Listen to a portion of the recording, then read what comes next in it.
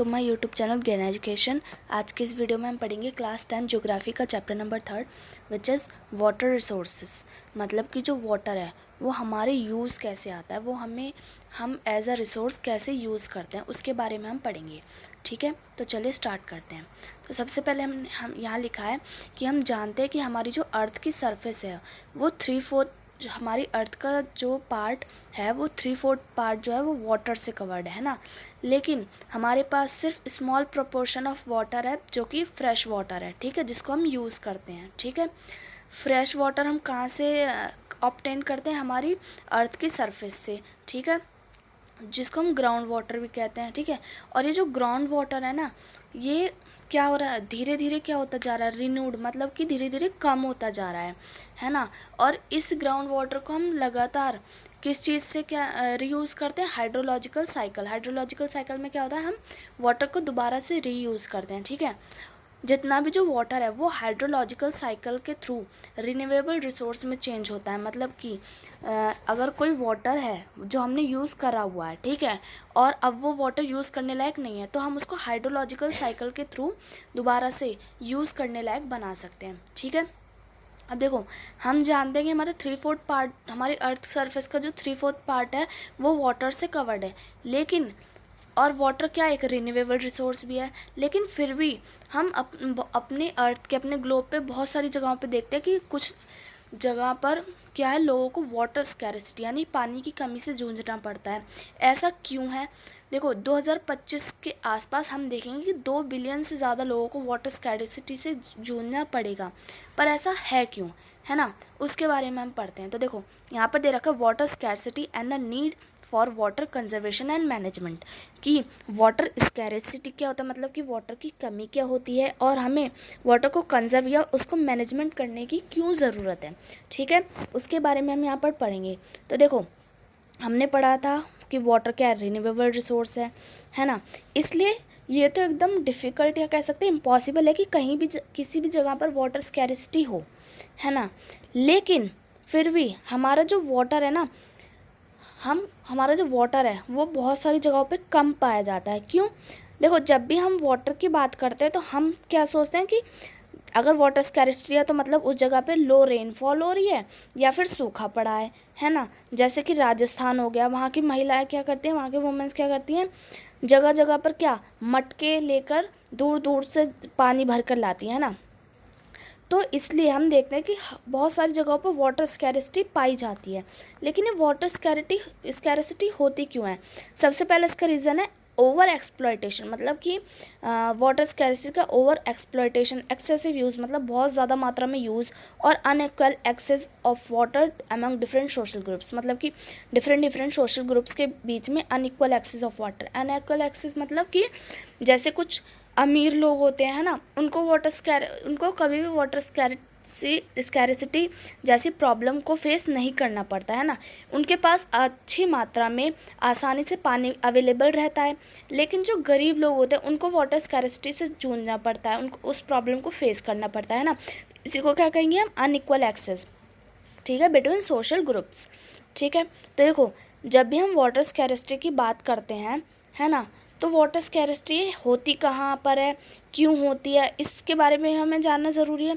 तो देखो, हाइड्रोलॉजिकल जो साइकिल है उसके ज़रिए हम फ्रेश वाटर को ऑब्टेन कर सकते हैं प्रेसिपिटेशन से। प्रेसिपिटेशन क्या होता है? मतलब जैसे वाटर है, ठीक है, मान लो ये पूरा वाटर है, इसके अंदर कोई गंदगी है, कोई स्टोन्स या मिट्टी वगैरह, उसको हम क्या कहेंगे? प्रेसिपिटेशन। तो इसी प्रेसिपिटेशन से जब हम फ्रेश वाटर को ऑब्टेन करते हैं हाइड्रोलॉजिकल साइकिल से, तो क्या होता है कि जो ग्राउंड वाटर है ना, मतलब ज़मीन का जो पानी है, वो सरफेस से क्या हो जाता है? रन ऑफ हो जाता है, मतलब वहाँ से गायब हो जाता है। ठीक है, उसकी वजह से वाटर स्कैरिसिटी होती है। और ये भी पॉसिबल है कि बहुत सारी जगह पे कुछ बहुत कम मात्रा में वाटर प्रेजेंट हो, उसकी वजह से भी वाटर स्कैरिसिटी हो सकती है।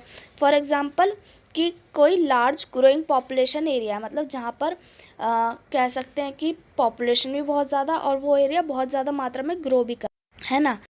तो वहाँ पर क्या होगा? वहाँ पर वाटर की ग्रेटर डिमांड होगी, मतलब कि वहाँ पर लोगों को वाटर जो है वो ज़्यादा मात्रा में चाहिए होगा, है ना। सिर्फ डोमेस्टिक यूज़ के लिए ही नहीं बल्कि फूड को प्रोड्यूस करने के लिए, यानी एग्रीकल्चर के लिए भी। ठीक है, तो हमारे जो हायर फ्रूट ग्रेन है उसकी प्रोडक्शन के लिए हम क्या करते हैं, वाटर का ओवर एक्सप्लॉइट करते हैं, मतलब ओवर यूज़ कर देते हैं इरिगेशन के लिए, है ना। जैसे कभी एग्रीकल्चर जब हम करते हैं तो ड्राई सीजन होता है ना, तो उसमें हम वाटर को ज़्यादा मात्रा में यूज़ कर लेते हैं इरिगेशन के लिए, ठीक है। इरिगेशन में क्या वाटर बहुत ज़्यादा मात्रा में कंज्यूम होता है, जिसकी वजह से भी हमें वाटर स्कैरिसिटी देखने को मिलती है। अब देखो एग्रीकल्चर फील्ड में जब भी हम देखते हैं कि कहीं सूखा पड़ रहा है या फिर कुछ भी हो रहा है, तो लोग क्या है आज के टाइम पे मॉडर्न वर्ल्ड में सब लोग ड्राई फार्मिंग टेक्निक्स ले आए हैं, जो फार्मर्स हैं ना।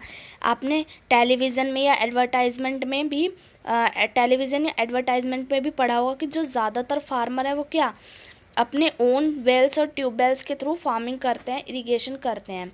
लेकिन इसका रिज़ल्ट क्या होता है, इसका रिज़ल्ट ये होता है कि जो ग्राउंड वाटर है ना उसका लेवल बहुत ज़्यादा कम हो जाता है ना, जिसकी वजह से वाटर की अवेलेबिलिटी कम होती है और फूड की स्कैरिसिटी बढ़ जाती है। फूड की स्कैरिसिटी क्यों, क्योंकि हमें वाटर जो है अवेलेबल चाहिए होगा फूड को ग्रो करने के लिए, तो जब वाटर ही नहीं होगा तो फूड कहाँ से ग्रो होगा, है ना। तो ये भी एक तरीके की वाटर स्कैरिसिटी हमें देखने को मिलती है।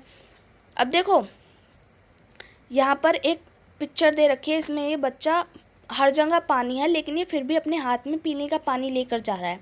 तो यहाँ लिखा water water everywhere but not drop to drink, मतलब कि पानी तो हर जगह है पर पीने के पानी की एक भी बूंद नहीं है। इसका मतलब क्या है कि हमारे पास बहुत ज़्यादा मात्रा में तो पानी है, लेकिन जो हमारे पास फ्रेश वाटर है जो यूज़ करने के लिए पीने के लिए है ना, वो बहुत कम मात्रा में, इसलिए कुछ लोगों को वाटर स्कैरिसिटी देखने के लिए मिलती है।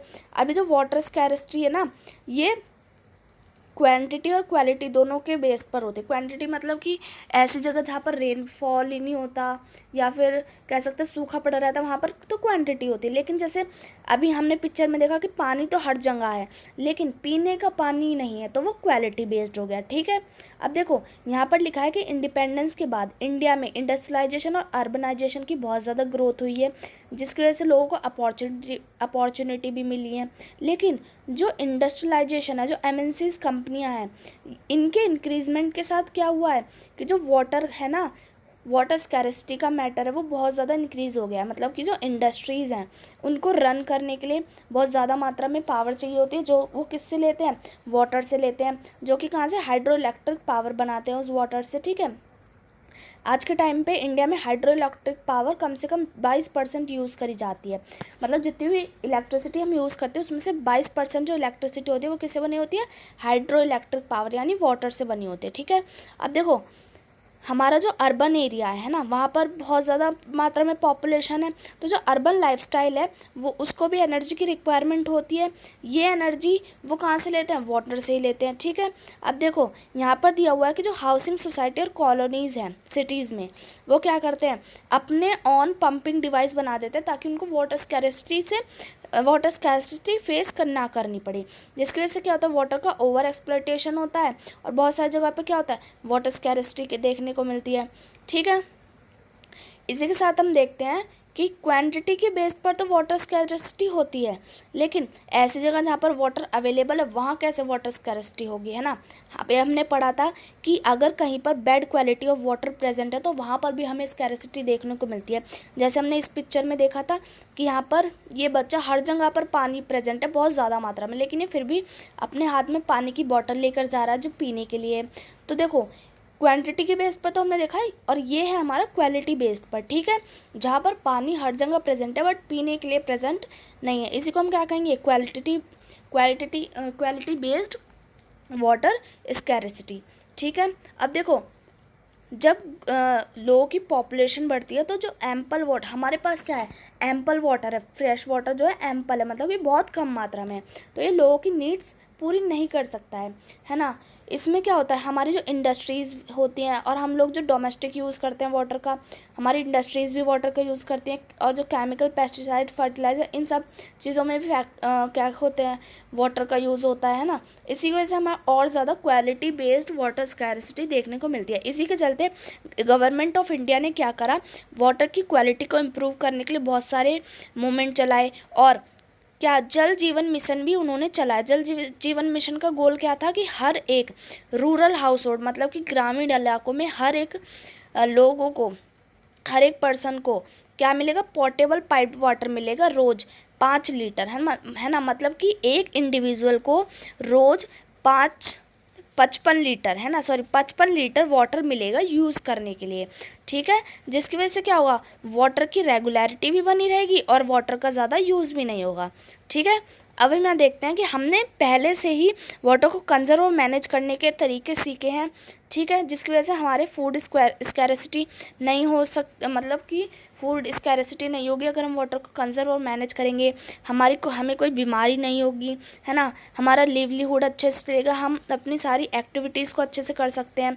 लेकिन जो ओवर एक्सप्लॉयटेशन और मिसमैनेजमेंट है ना, उसकी वजह से बहुत ज़्यादा मात्रा में इकोलॉजिकल क्राइसिस आ सकता है ना, और हमारी लाइफ पर, हमारी जीवन शैली पर भी बहुत ज़्यादा मात्रा में इसका प्रभाव पड़ सकता है, ठीक है। तो इस वीडियो में इतना ही। ये इस वीडियो का पार्ट नंबर 1 है। पार्ट 2 में हम कवर करेंगे multipurpose river project and integrated water resource management. आगे की वीडियो के लिए चैनल को सब्सक्राइब करें। वीडियो अच्छी लगी है तो वीडियो को लाइक करें।